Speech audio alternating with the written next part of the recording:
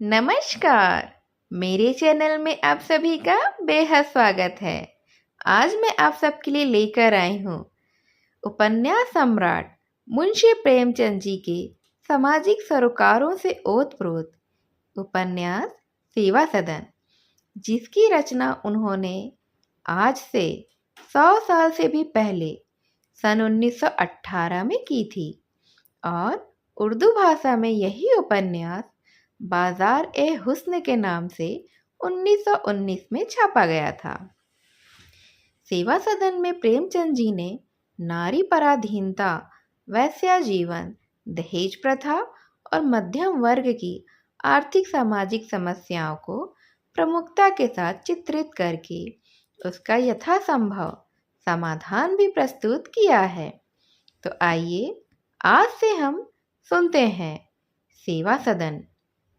इसे ध्यान से सुनिएगा और मेरे चैनल को लाइक और सब्सक्राइब कर दीजिएगा ताकि आप आगे भी सेवा सदन का लुत्फ उठा सकें। तो आइए शुरू करते हैं। पश्चाताप के कड़वे फल कभी न कभी सभी को चखने पड़ते हैं, लेकिन और लोग बुराइयों पर पछताते हैं। दारोगा कृष्णचंद्र अपनी भलाइयों पर पछता रहे थे।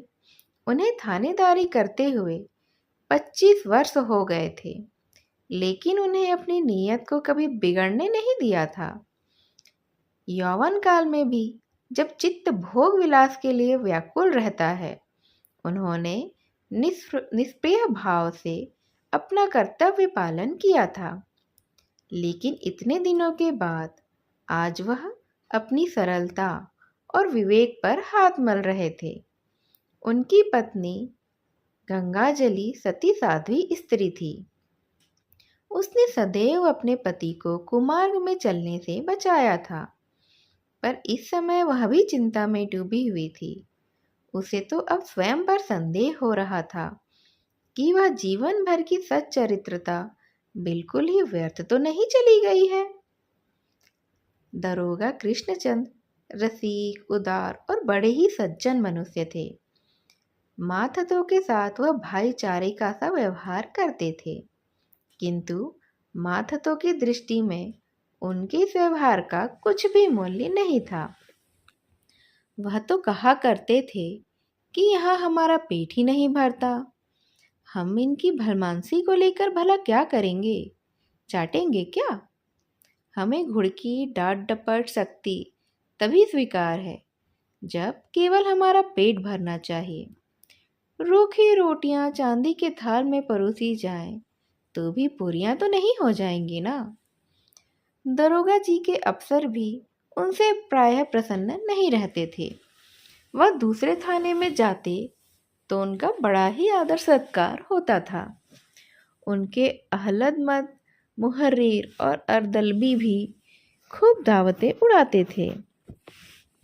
अहलमद को नजराना मिलता, अर्दली भी इनाम पाता और अफसरों को नित्य डालियां मिलती, पर कृष्णचंद्र के यहाँ यह आदर सत्कार भला कहाँ था। वह ना दावत करते थे, ना डालियां ही लगाते थे।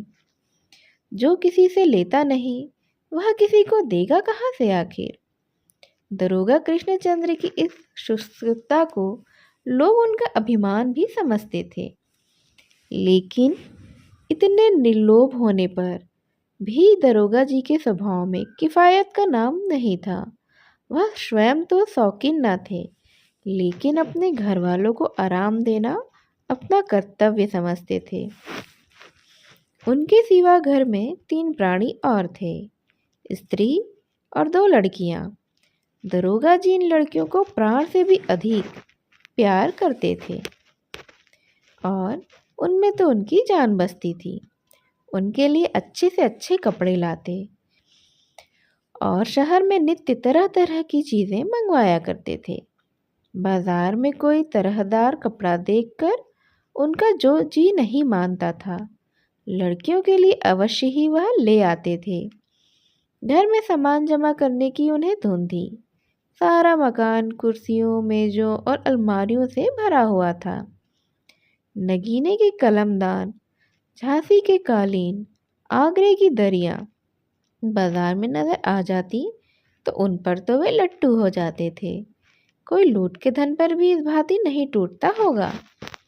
लड़कियों को पढ़ाने और सीना पिरोना सिखाने के लिए उन्होंने तो एक ईसाई लेडी भी रखी हुई थी। कभी कभी स्वयं भी उनकी परीक्षा लिया करते थे। गंगाजली चतुर स्त्री थी। उन्हें समझाया करती कि ज़रा हाथ रोक कर खर्च करिए। जीवन में यदि और कुछ नहीं करना है तो लड़कियों का विवाह तो हमें करना ही पड़ेगा। उस समय किसके सामने हाथ फैलाते फिरोगे? अभी तो उन्हें मखमली जूतियां पहनाते हो। कुछ इसकी भी चिंता है कि आगे भला क्या होगा? दरोगा जी इन बातों को हंसी में उड़ा देते, कहते जैसे और सब काम चलते हैं वैसे ही यह काम भी हो ही जाएगा। कभी झुंझला कर कहते, ऐसी बात करके मेरे ऊपर चिंता का बोझ मत डाला करो। इस प्रकार ही दिन बीतते चले जाते थे। दोनों लड़कियां कमल के समान खिलती जाती थीं। बड़ी लड़की सुमन सुंदर, चंचल और अभिमानिनी थी। छोटी लड़की शांता भोली, गंभीर, सुशील थी। सुमन दूसरों से बढ़कर रहना चाहती थी। यदि बाजार से दोनों बहनों के लिए एक ही प्रकार की साड़ियाँ आती तब सुमन का मुंह फूल जाता था और वह अपना मुंह फुलाकर बैठ जाती थी। शांता को जो कुछ मिल जाता वह उसी में प्रसन्न रहती थी। गंगाजली पुराने विचारों के अनुसार लड़कियों के ऋण से शीघ्र ही मुक्त होना चाहती थी, पर दरोगा जी कहते यह अभी विवाह योग्य नहीं है। शास्त्रों में लिखा है कि कन्या का विवाह 16 वर्ष की आयु से पहले करना पाप है, अधर्म है।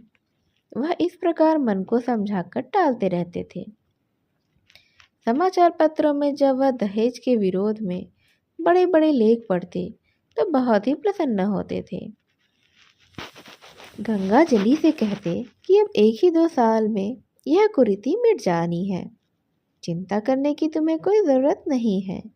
यहाँ तक कि इसी तरह सुमन को 16वां वर्ष भी लग गया। अब कृष्णचंद्र अपने को धोखा नहीं दे सके। उनकी पूर्व निश्चिंतता अब वैसी नहीं थी जो अपनी सामर्थ्य के ज्ञान से उत्पन्न होती है। उनका मूल कारण उनकी अकर्मण्यता थी। उस पथिक की भांति जो दिन भर किसी वृक्ष के नीचे आराम से सोने के बाद संध्या को उठे और सामने एक ऊंचा पहाड़ देखकर अपनी हिम्मत को हार बैठे। दरोगा जी भी घबरा गए। वर की खोज में दौड़ने लगे। कई जगहों से टिप्पणियां मंगवाई। वह शिक्षित परिवार चाहते थे। वह समझते थे कि ऐसे घरों में लेन देन की चर्चा नहीं होगी। पर उन्हें तो यह देखकर बड़ा ही आश्चर्य हुआ कि वरों का मोल उनकी शिक्षा के अनुसार है। राशि वर्ण ठीक हो जाने पर जब लेन देन की बातें होने लगती तब कृष्णचंद्र की आंखों के सामने अंधेरा छा जाता था।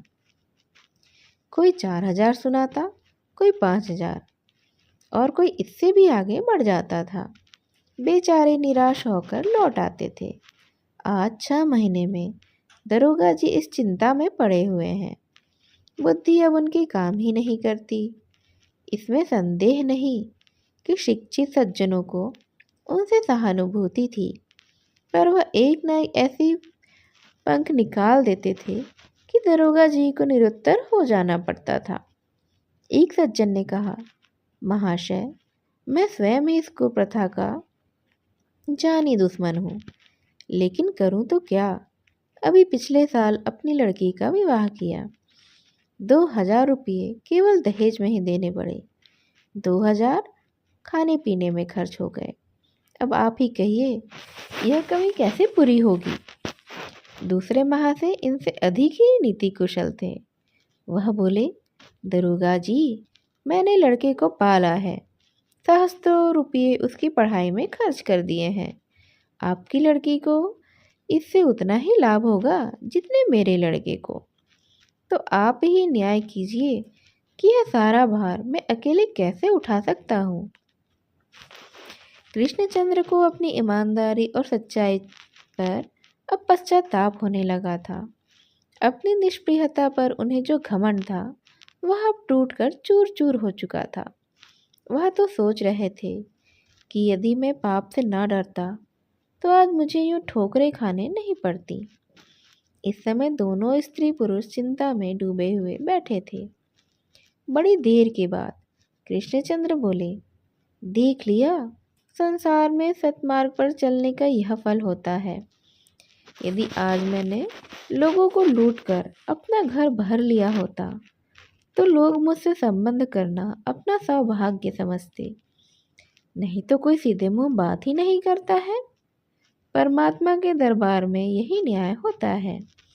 अब तो दो ही उपाय हैं, या तो सुमन को किसी कंगाल के पल्ले बांध दूं या कोई सोने की चिड़िया फंसाऊं।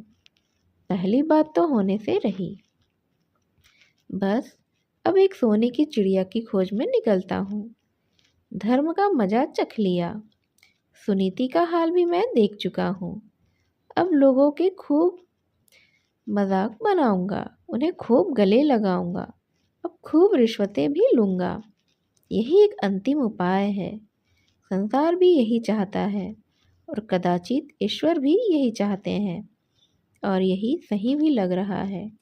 आज से मैं भी वही करूँगा जो बाकी सब लोग करते हैं। गंगा जली सिर झुकाए अपनी पति की ये सारी बातें बड़े दुखित होकर सुन रही थी। वह चुप थी, लेकिन आंखों से आंसू बह रहे थे।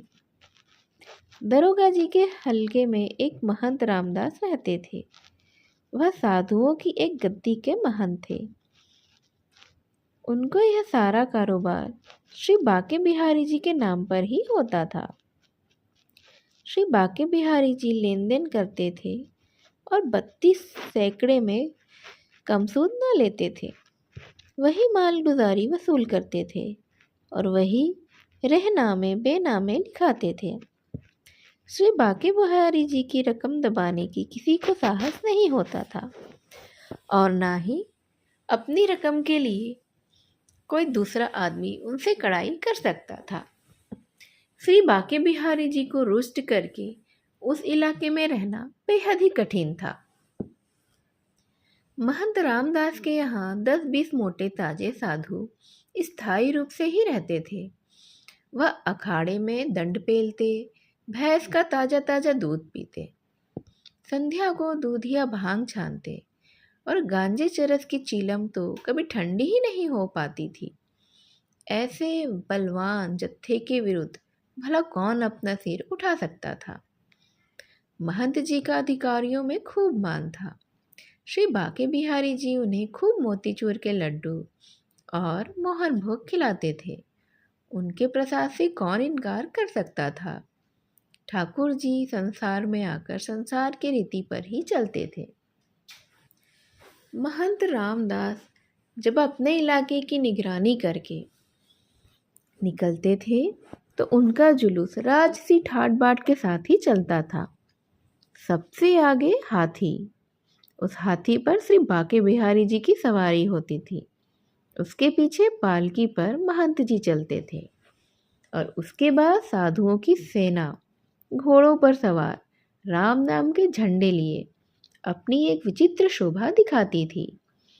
ऊँटों पर छोलदारियाँ, डेरे शामियाने भी लदे होते थे।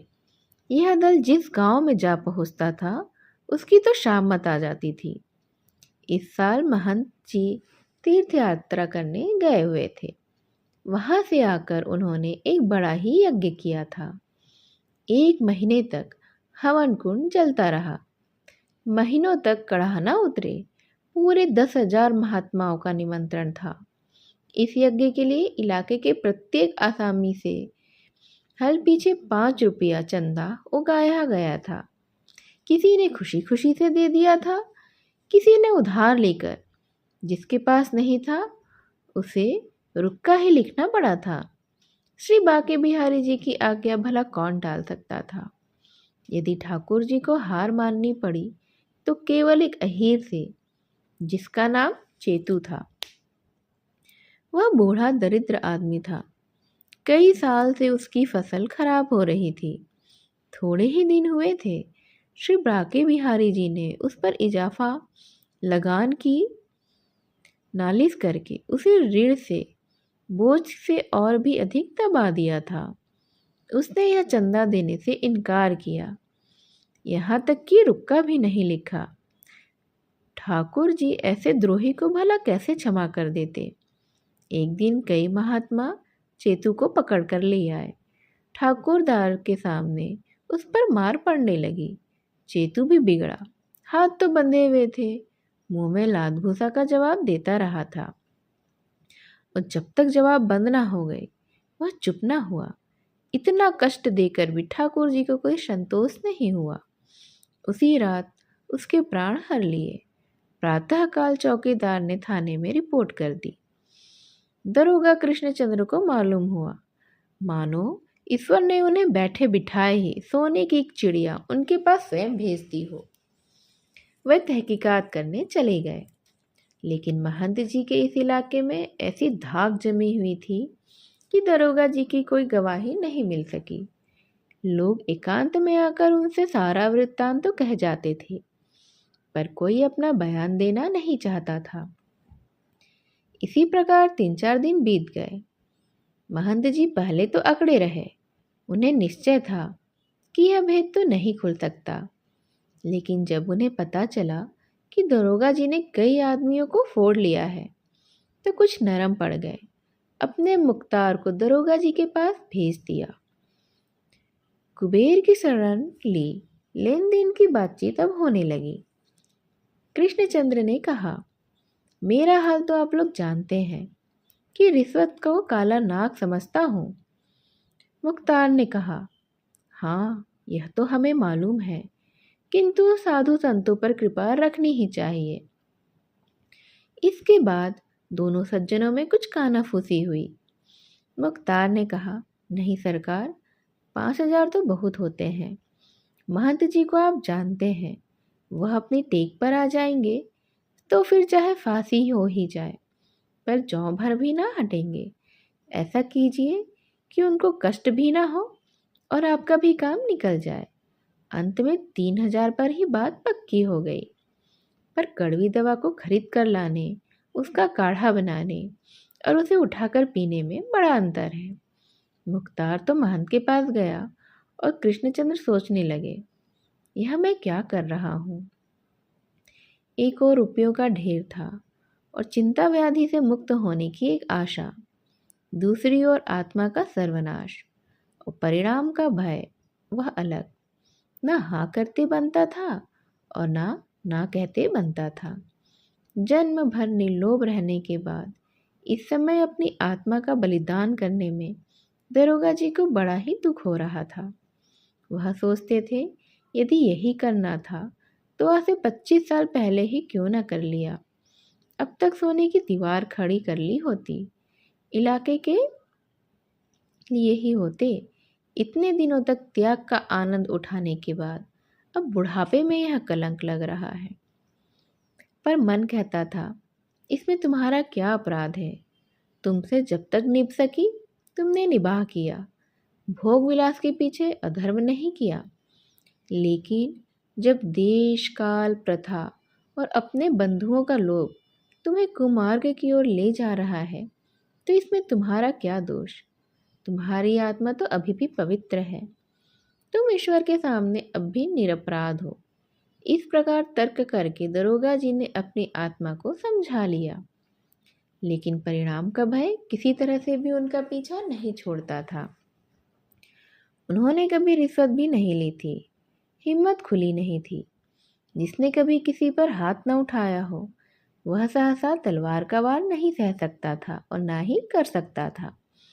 यदि कहीं बात खुल गई तो जेल खाने के सिवा और कहीं ठिकाना नहीं होगा। सारी की सारी नेकनामी धूल में मिल जाएगी। आत्मा तर्क से परास्त हो सकती है, पर परिणाम का भय तर्क से कहीं दूर होता है। वह पर्दा चाहता है। दरोगा जी ने यथासंभव इस मामले को गुप्त रखा। मुख्तार से भी ताकीद कर दी कि इस बात की भनक भी किसी के कान में ना पड़ने पावे। थाने के कांस्टेबलों और अमलों से भी सारी बातें गुप्त ही रखी गईं। रात के 9 बजे थे।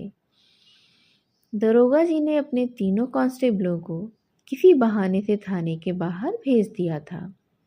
चौकीदारों को भी रसद का सामान जुटाने के लिए इधर उधर भेज दिया था और आप अकेले बैठे हुए मुख्तार की राह देख रहे थे।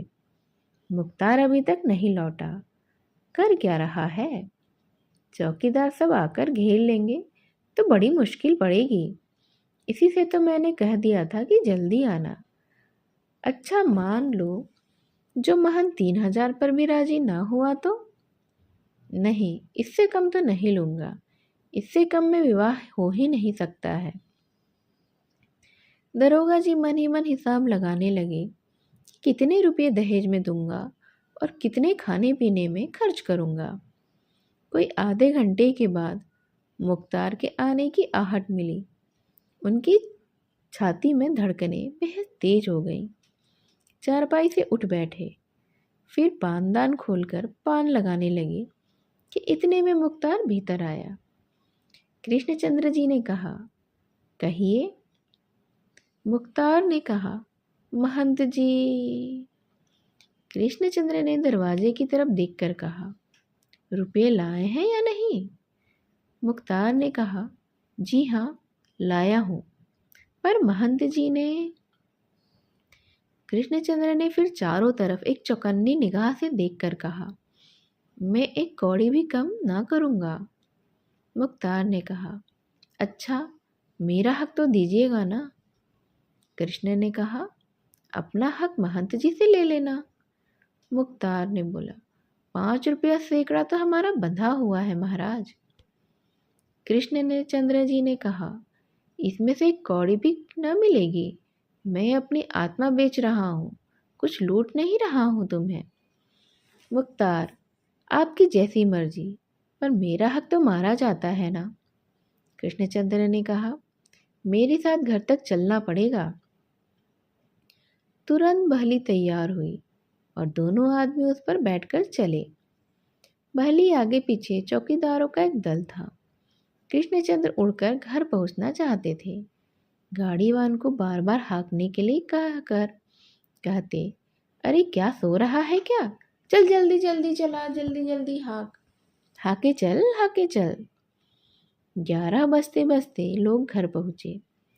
दरोगा जी मुख्तार को लिए अपने कमरे में गए और किवाड़ बंद कर दिया। मुख्तार ने थैली निकाली। कुछ दुनिया थी, कुछ नोट और नगद रुपये। कृष्णचंद्र ने झट से थैली ले लिया और बिना देखे सुने उसे अपनी संदूक में डालकर ताला लगा दिया। गंगाजली तो अभी तक उनकी राह देख रही थी।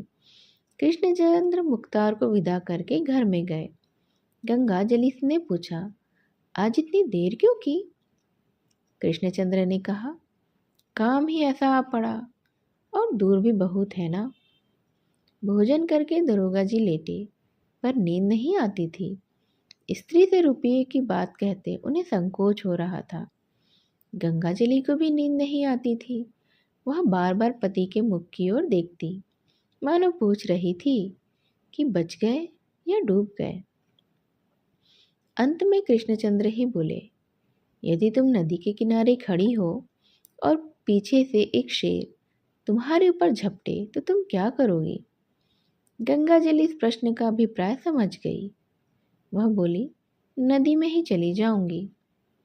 कृष्णचंद्र ने कहा, चाहे डूब जाओ। तब गंगाजली ने उत्तर दिया, हाँ, डूब जाना शेर के मुंह में पड़ने से कहीं अच्छा है। तब कृष्णचंद्र ने कहा, अच्छा, यदि तुम्हारे घर में आग लगी हो और दरवाजे से निकलने का रास्ता ही ना हो, तब तुम क्या करोगी? गंगाजली ने कहा, छत पर चढ़ जाऊंगी और नीचे कूद पड़ूंगी। कृष्णचंद्र जी, इन प्रश्नों का मतलब तुम्हारी समझ में आया? गंगाजली ने दीन भाव से पति की ओर देखकर कहा, तब क्या ऐसे ही बेसमझ समझ रखा है मुझे? कृष्णचंद्र जी ने कहा, मैं कूद पड़ा हूँ, बचूंगा या फिर मैं डूब जाऊंगा, यह मुझे मालूम नहीं है। पंडित कृष्णचंद्र रिश्वत लेकर उसे छिपाने के साधन नहीं जानते थे। इस विषय में अभी वह नौसिखिए थे उन्हें मालूम नहीं था कि हराम का माल अकेले मुश्किल से ही पचता है। मुखार ने अपने मन में कहा, हम ही ने सब कुछ किया और हम ही से यह चाल। हमें क्या पड़ी थी कि इस झगड़े में पड़ते और रात दिन बैठे तुम्हारी खुशामद करते। महंत फंसते या बचते मेरी बला से, मुझे तो अपने साथ न ले जाते। तुम खुश होते या नाराज मेरी बला से, मेरा क्या बिगड़ते। मैं तो इतनी दौड़ धूप इसीलिए कर रहा था कि मुझे कुछ आशा ही हो रही थी कुछ मिल जाएगा। वह दरोगा जी के पास से उठकर सीधे थाने में आया और बातों ही बातों में सारा भांडा फोड़ दिया। थाने के अमलों ने कहा, वाह, हमसे यह चाल, हमसे छिपा छिपा कर यह रकम उड़ाई जाती है, मानो हम सरकार के नौकर ही नहीं हैं। देखें तो यह माल कैसे हजम होता है। यदि इस बगुला भगत को मजा न चखा दिया तो देखना। कृष्णचंद्र तो विवाह की तैयारियों में मगन थे। वर एक सुंदर, सुशील और सुशिक्षित था, कुछ ऊंचा और धनी। दोनों ओर से लिखा पढ़ी हो रही थी। उधर हाकिमों के पास गुप्त चिट्ठियां पहुंच रही थी। उनमें सारी घटना ऐसी सफाई से बयान की गई थी, आक्षेपों के ऐसे सबल प्रमाण दिए गए थे, व्यवस्था की ऐसी उत्तम विवेचना की गई थी कि हाकिमों के मन में संदेह उत्पन्न हो ही गया। उन्होंने गुप्त रीति से तहकीकात की, संदेह जाता रहा और सारा का सारा रहस्य खुल गया। 1 महीना बीत चुका था। कल तिलक जाने की साइट थी। दरोगा जी संध्या के समय थाने में मसनद लगाए बैठे हुए थे। उस समय सामने से सुपरिटेंडेंट पुलिस आते हुए दिखाई दिए। उसके पीछे 2 थानेदार और कई कांस्टेबल चले आ रहे थे। कृष्णचंद्र उन्हें देखते ही घबराकर उठे कि थानेदार ने बढ़कर उन्हें गिरफ्तारी का वारंट पकड़ा दिया। कृष्णचंद्र का मुख तो पीला पड़ गया। वह जड़ मूर्ति की भांति चुपचाप खड़े हो गए और सिर झुका लिया। उनके चेहरे पर भय न था, सिर्फ लज्जा थी। यह वही दोनों थानेदार थे जिनके सामने वह अभिमान से सिर उठाकर चलते थे और जिन्हें वह के बेहद नीच समझते थे, पर आज उन्हीं के सामने वह सिर नीचा किए खड़े हुए थे।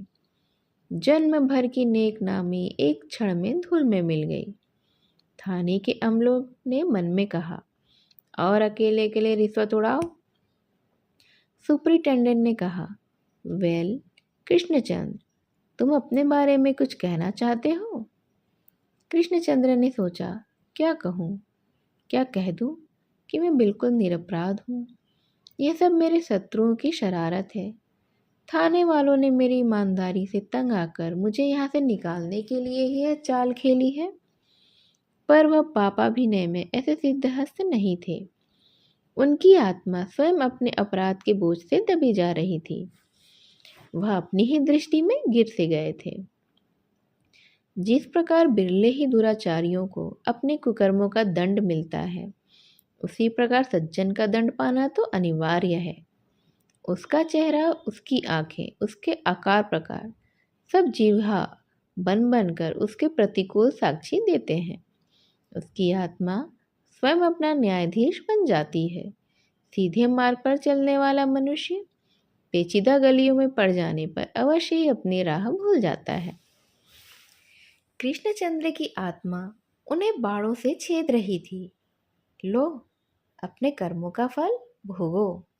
मैं कहती थी कि सांप के बिल में हाथ न डालो, पर तुमने मेरा कहना न माना और यह उसी का फल है। सुपरिटेंडेंट ने फिर से पूछा, तुम अपने बारे में कुछ कहना चाहते हो?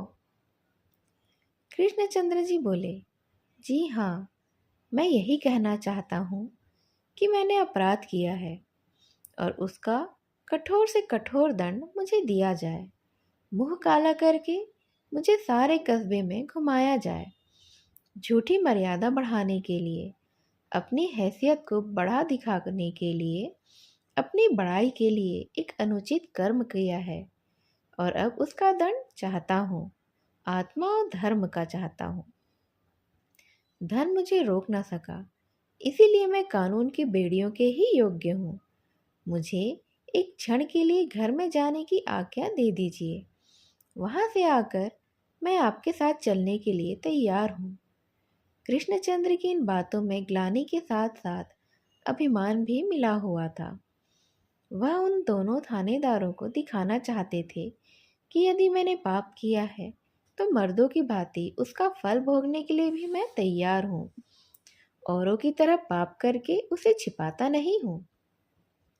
दोनों थानेदार ये बातें सुनकर एक दूसरे दूसरे का मुंह देख रहे थे, मानो कह रहे थे कि यह आदमी पागल हो गया है क्या, अपने होश में मालूम नहीं होता है।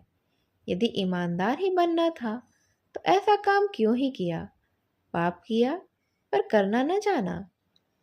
सुपरिटेंडेंट ने कृष्णचंद्र को दया की दृष्टि से देखा और भीतर जाने की आज्ञा दे दी।